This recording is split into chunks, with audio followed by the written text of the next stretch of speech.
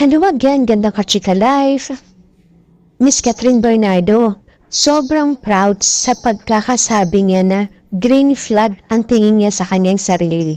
Nakakatuwa, nakakabilib at totoo sa sarili niya na ramdam naman niya na talagang green flag siya.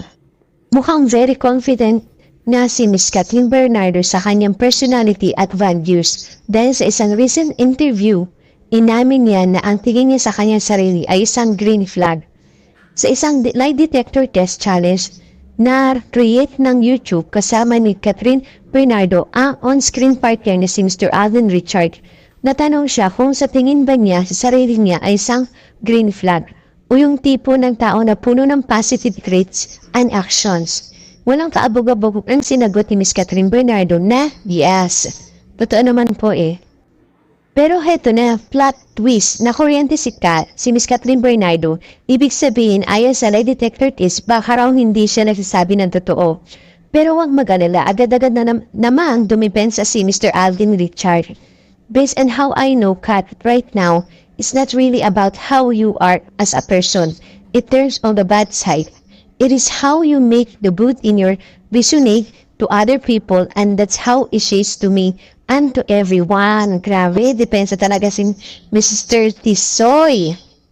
At syempre, kinilig ang mga netizen, ang mga fanay. Sobrang cute ng palitan nilang dalawa, kaya naman todo kulig ang mga viewers.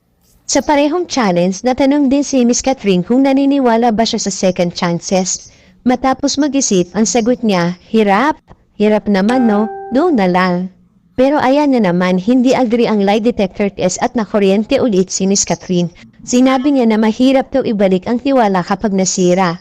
In general, diba, syempre, we all deserve the second chances. Pero depende talaga sa nagawa mo, gaano mo nasaktan yung tao at kung magbabago ka ba. Yun po ang sagot ni Miss Catherine Bernardo. Dagdag pa ni Miss Catherine, hindi umano lahat ay deserve na magkaroon ng second chance. Totoo naman po yun. Agree po ako sa mga sagot ni Miss Catherine Bernardo that time. Nakakatuwa na makita sina Miss Catherine Bernardo at Mr. Alden Richard na very open sa ganitong usapin. Kaya naman doble ang kilig ng mga fanay lalo at patok na patok sa takilya ang kanilang pelikula Hello Love Goodbye ay Hello Love Again. Samantala po, marami pong nagulat sa bedsin at halikan ng Kat Den. Sa pelikulang Hello Love Again, sino na pong nakapanood ng pelikulang ng Hello Love Again? At masasabi kong sobrang ganda niya po, worth it po siyang panoorin. Samantala, James Reid wish makatrabaho ulit si Mr. Coco Martin sa Batang Quiapo. Looking forward na pala ang aktor, singer at record producer na si James Reid na muli makatrabaho ang teleserye king na si Mr. Coco Martin. Very soon ay muli nga mapapanood ang binata sa mga programa ng ABS-CBN at excited na raw siya sa pagbabalik niya sa larangan ng pag-arte. Isa nga po ito sa kanyang hinihiling na sa kanyang pagbabalik ay makasama muli si Coco sa harap ng mga kamera. Thank you for watching! Kung nagustuhan niyo po ang video ito, subscribe na sa Starlight Showbiz YouTube channel and please don't forget to hit the bell button for our latest updates.